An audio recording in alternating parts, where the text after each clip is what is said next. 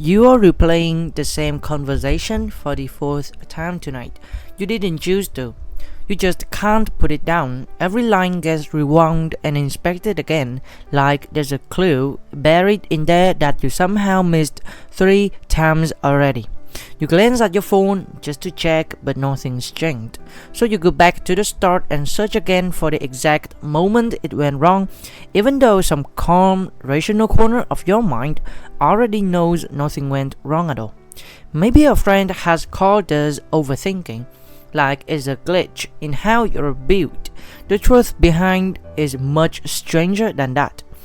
Nothing in your head is broken. Nothing is malfunctioning. It's doing precisely what it was built to do, just pointed at the wrong target. Underneath every spiral sits one ancient question your nervous system keeps repeating in the background of everything you do. Am I safe right now? When you're overthinking, you're making a big deal out of an issue, so that your brain considers it as an imaginary danger. But here's the strange part. The brain can sometimes respond to imagined threats in ways that resemble its response to the real ones. To the oldest layer of your nervous system, a tiger in the grass and an awkward text that you sent an hour ago land almost the same way, unresolved, unscanned, treated as dangerous until proven otherwise.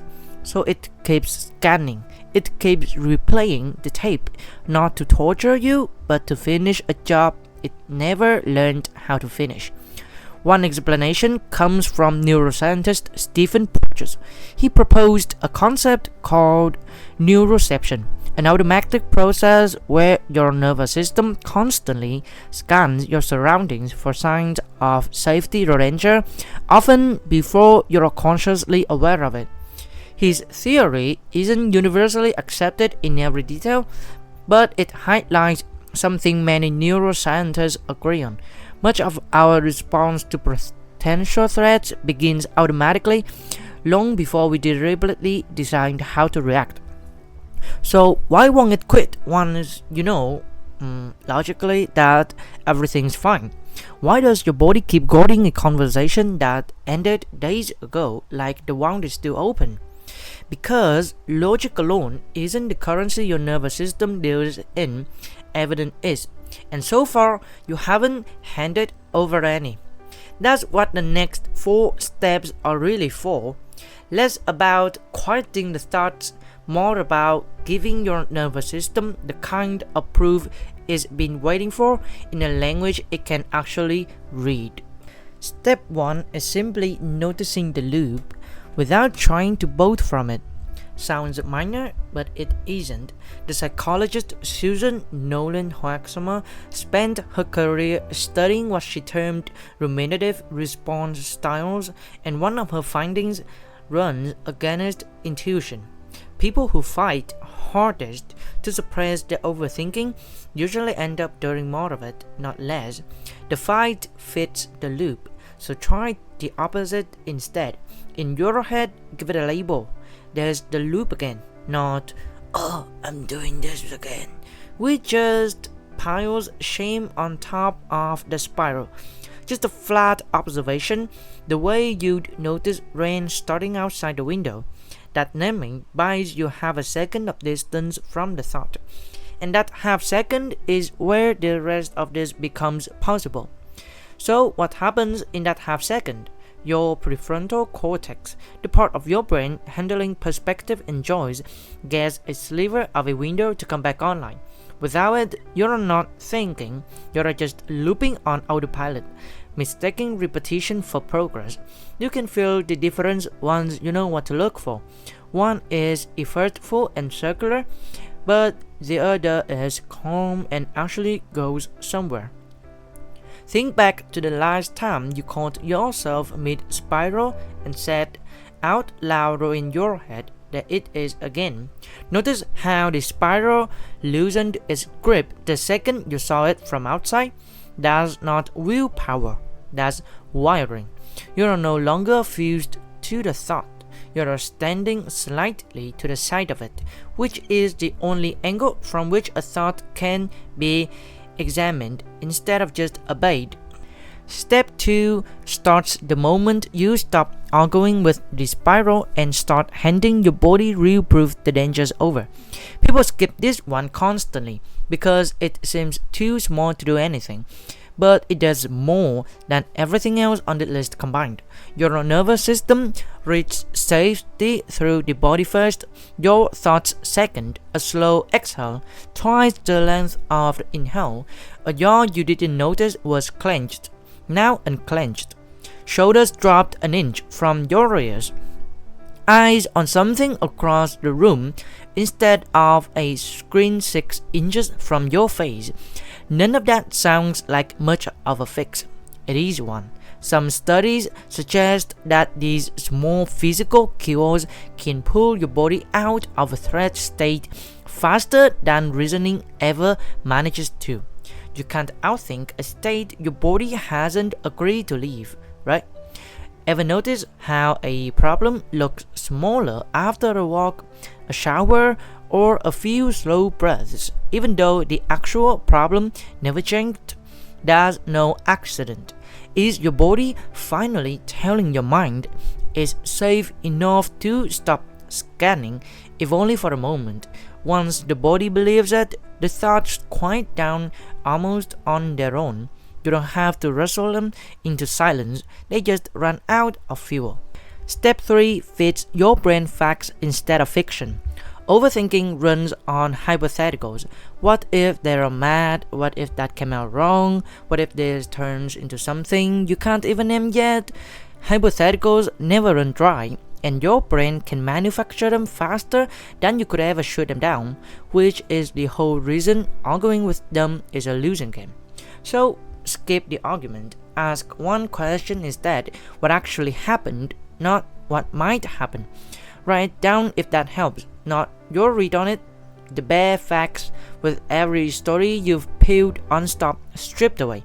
The clinical psychologist Robert Leahy has built much of his work around exactly this gap, what he calls intolerance of uncertainty. The discovery that anxious overthinking is really about the situation itself. It's about being unable to sit with not knowing how it ends. Facts don't erase that uncertainty, they just shrink the room your imagination has left to work in.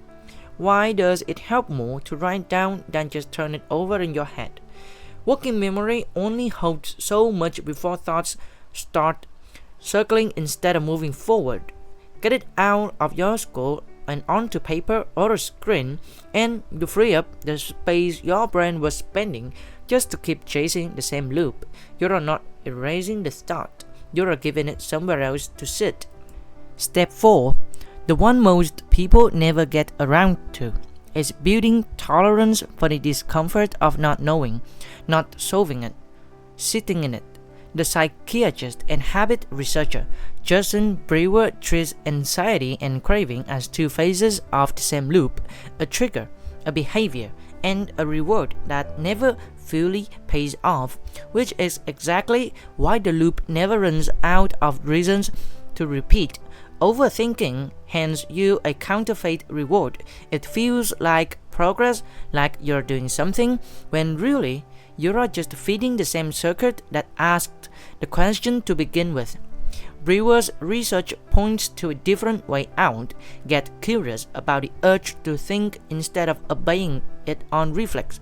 What does that urge feel like in your body right now? Where does it sit? Chest, throat, or stomach?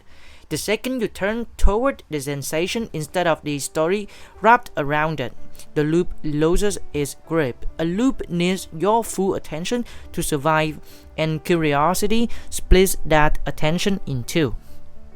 This is the move that actually shifts something, because it finally answers the question your nervous system asked at the very start, not with an argument, but with proof, repeated enough times that you can sit inside uncertainty and come out fine. Here's what that looks like in your actual day, not in theory. Next time you catch yourself replaying something, a text, a meeting, a look from someone you couldn't quite read, don't find it. Name it. There's the loop again. Exhale slowly, twice the length of the inhale, and let your shoulders drop away from your ears. Ask yourself what actually happened, not what your imagination has built on top of it. Then, rather than trying to fix the discomfort, just notice it.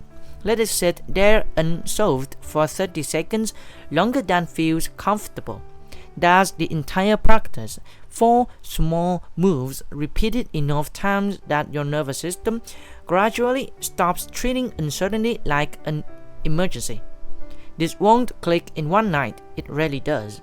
The nervous system doesn't update on the first attempt or even 10th. It updates the way trust does with another person, slowly, through repeated small proof that nothing bad happens when you stop scanning. Some nights it will still win. You will catch yourself 3 replays deep before you even notice. That's not failure.